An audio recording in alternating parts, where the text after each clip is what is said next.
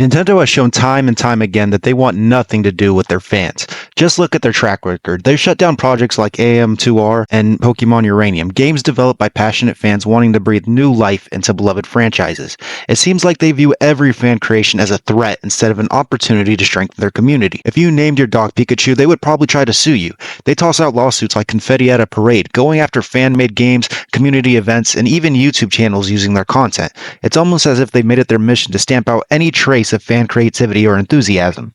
Nintendo's aggressive stance on protecting their intellectual property has led to a track record of shutting down projects that would have otherwise fueled fan engagement and promoted their brand. Nintendo and lawsuits are like an angry old couple that lashes out at their neighbors for doing anything, with their lawyers swinging them like hammers at anyone they think might be stepping on their intellectual property. And, true to form, Nintendo has struck again, shutting down yet another fan-made project. This time it's the open-source emulator Ryujinx, which was just slapped with a cease and desist, which also comes only 7 months after the Switch emulator Yuzu met a similar fate.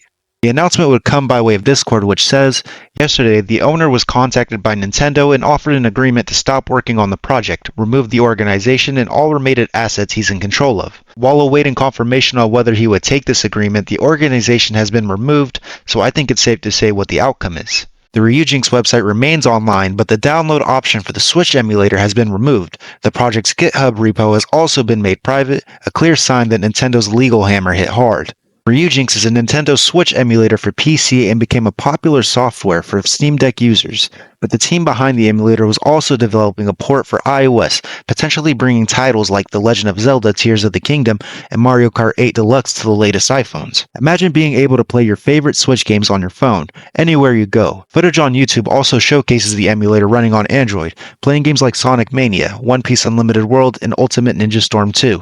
I can't show the footage because I don't want to risk my video getting taken down, but the gameplay was smooth and reached frames of over 100 FPS. But now this emulator is dead and the creators have officially pulled the software from the market. This crackdown didn't just kill an emulator, it snuffed out a passionate community of fans who spent hours refining and optimizing the experience. If this doesn't show how little Nintendo cares about their fans, then I don't know what does. Over the years, Nintendo has done nothing but display how greedy and downright vile they can be. Like pre-2015, they didn't like content creators and really despised anyone who posted their games onto YouTube.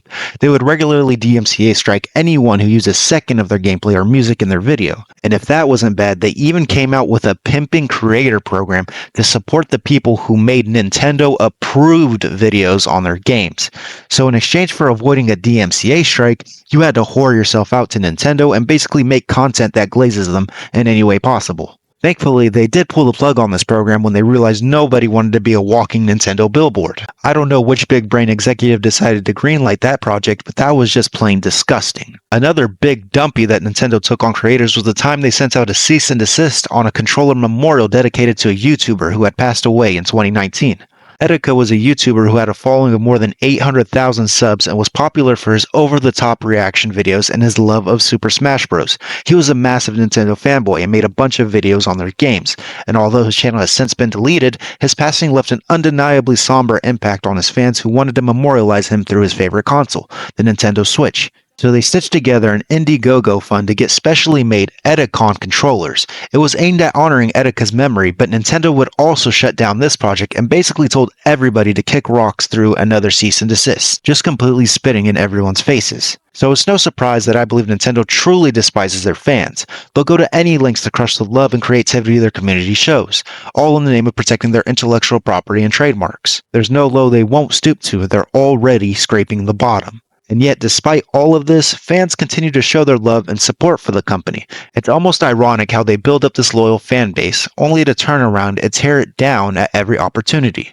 You'd think they learned that shutting down passion projects only drives people away, but no, Nintendo and their legal team will continue to crack down on more fan projects no matter how big or small. In the end, it's a vicious cycle. Nintendo creates beloved games that inspire fans and then punishes those same fans for expressing their passion.